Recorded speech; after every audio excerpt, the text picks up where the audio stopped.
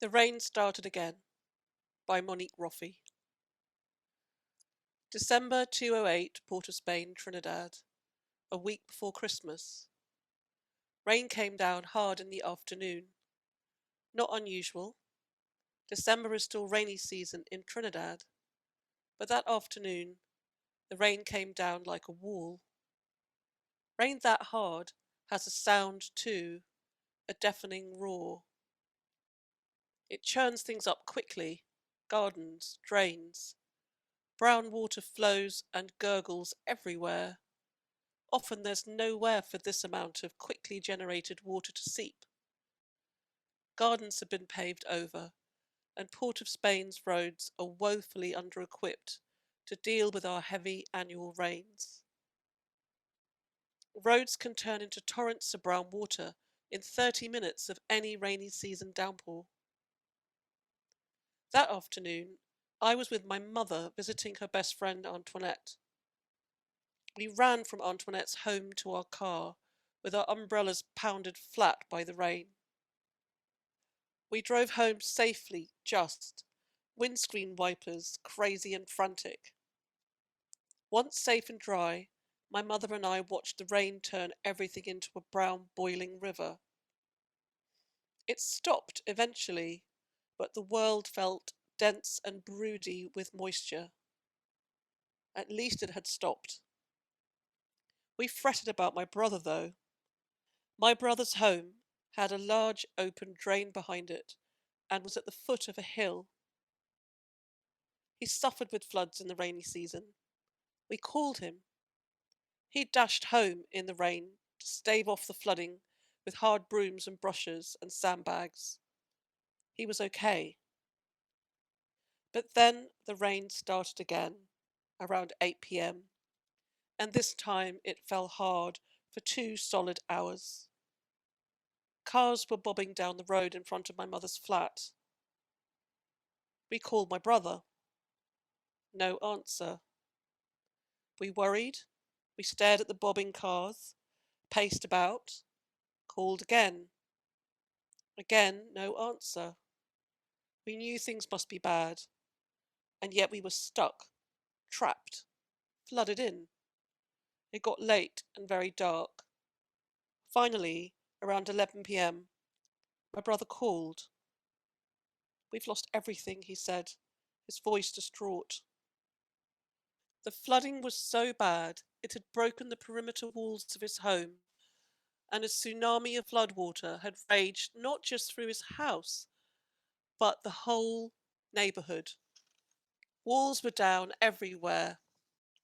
Family pets had been swept away. Small children scooped up and deposited on tops of cupboards. A brown wave had swept through his neighbourhood. Tons of water, knocking almost everything flat. When the rain finally stopped, we tried to reach my brother. Me, my mother, and Antoinette, who joined us, found ourselves mired in a tiny mini, wheels spinning in the mud. His street was like a war zone. Mud, water, and high banks of debris thrown up by flooding. It was almost impossible to drive closer to his home. My mother and Antoinette were in their 70s. We came armed with puny domestic brooms and brushes. What the street needed was a JCB digger, or two, and indeed they arrived later. I found my brother the next morning, blue shivering, outside the rubble of his home. His family had been evacuated in the night. He stayed to guard it, what was left of it. He was in shock and still drenched, his clothes and hair and skin sopping. We hugged. Not long after, we began digging. We dug his home out of the mud for a week straight. In the mud, I found dead goldfish, family toothbrushes, a Barbie doll, children's bicycles, shoes, clothes, kitchen utensils. The entire contents of his home were under this brown silty mud. We dug and dug. My lower legs from the knees down were dyed red brown for days. The government sent teams of men to help. The JCB diggers arrived, yes, but the shock and devastation was immense for him and his neighbours, especially the blind and autistic man across the road. My brother's family had to live elsewhere for months. The shock triggered psoriasis in his hands and feet, which he still suffers from over a decade later. No one can sell a house on a floodplain. That's just one of the long-lasting impacts of the flood. Any flood. Some of his neighbours departed, rented out their homes. My brother and his family spent the Christmas camping in other people's homes. I wrote a novel, Archipelago, in the aftermath, about a man fleeing Trinidad in the wake of a devastating flood. That 2008 Christmas flood was my first direct experience of the coming climate crisis.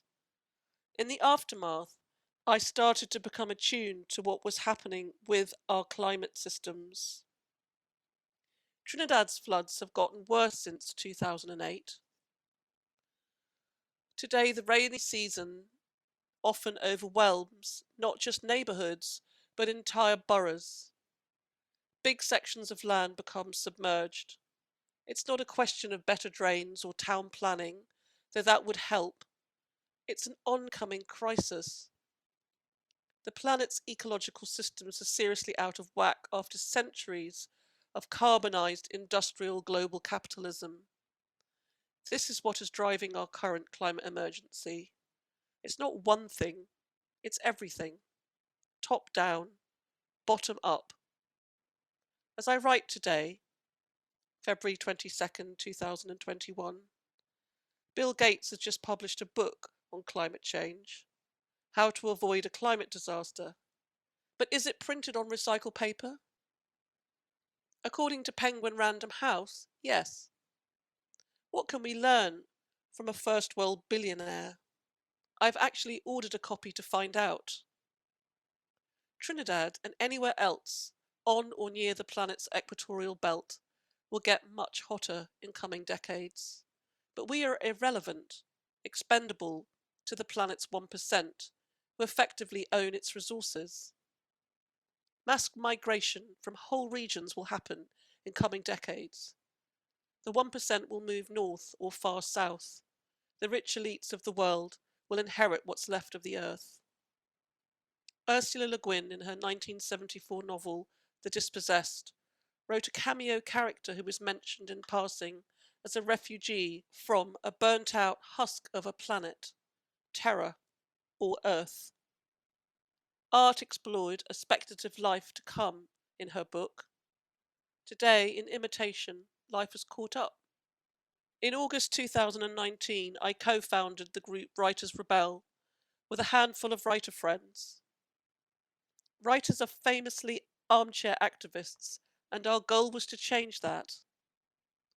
On October the 11th, 2019, our small, plucky group programmed and hosted an historic event amongst the chaos of a full-blown Extinction Rebellion uprising.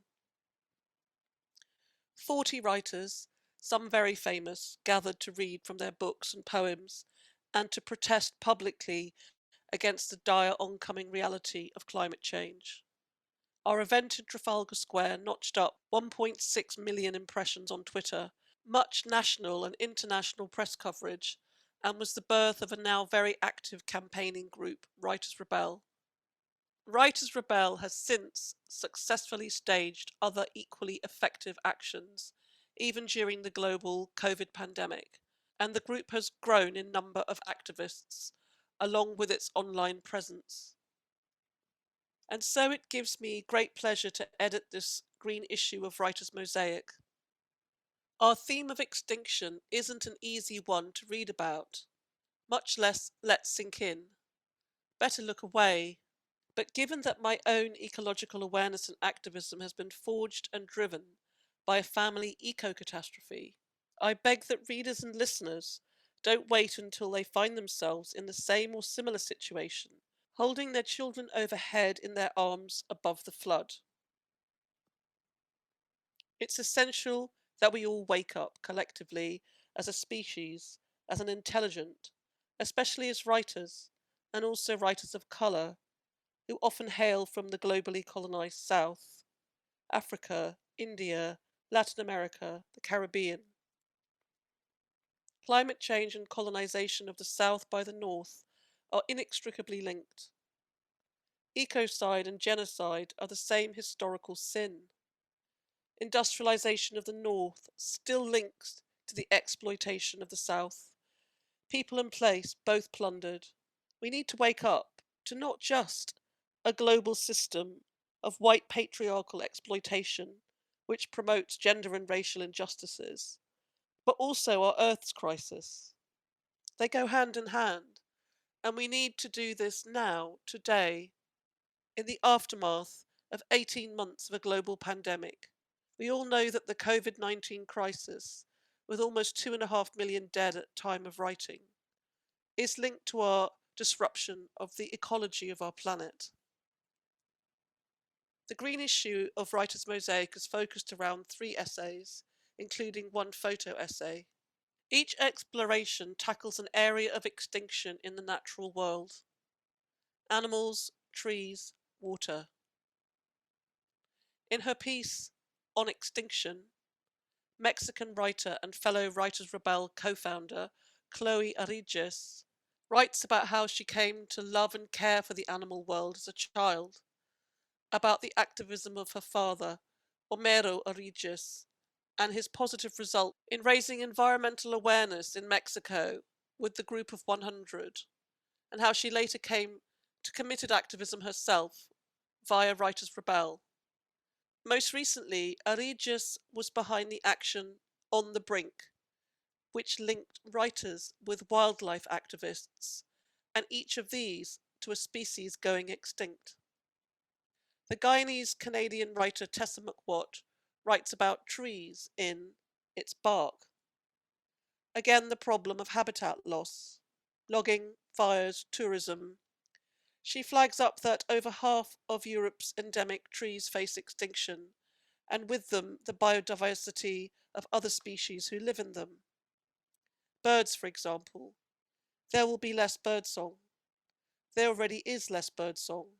She too flags up that the current coronavirus crisis is inextricable from biodiversity collapse. Europe, California, the Amazon.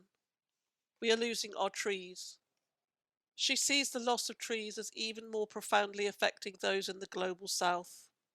Quote, "For black people, indigenous people and people of colour, the consequences of the deliberate deafness of capital are vast and profound.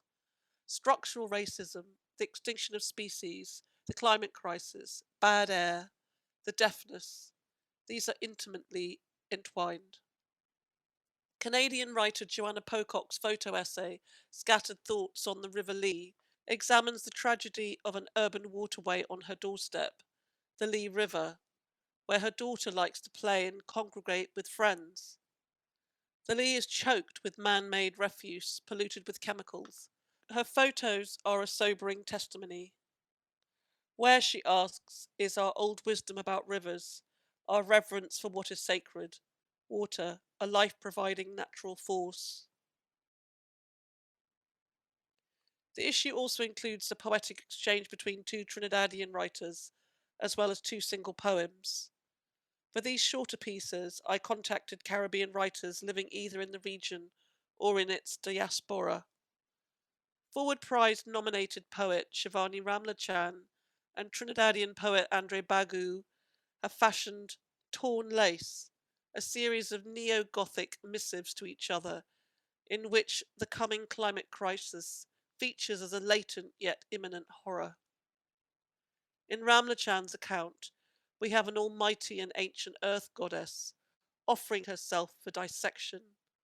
I particularly love the line, "Cut me there and let loose the waterfall." Her poem ends in a devastating lament. "No, I tried to keep growing things alive. Even now, in the year of our fall, 1001, when we are hotter, and more intemperate than any combustible hell.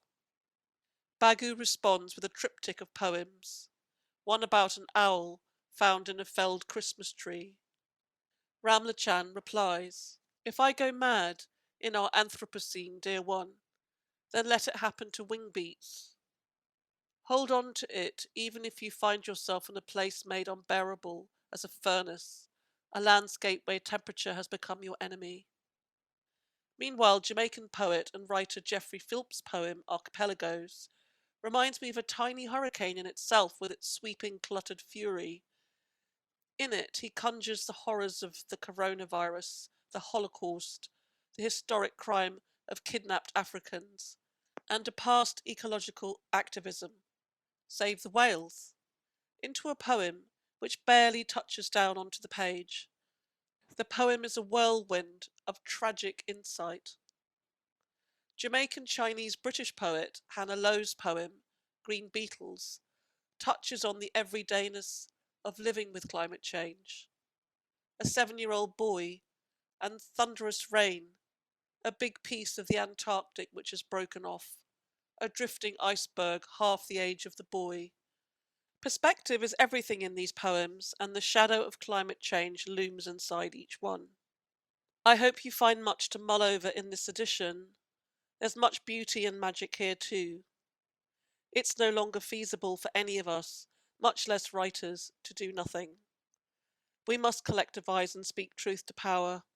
We must take this coming climate crisis on board, face it head on, that drifting iceberg. We must write back.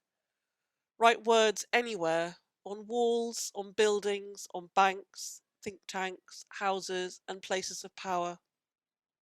The 26th UN Climate Change Conference is held in early November 2021 in Glasgow.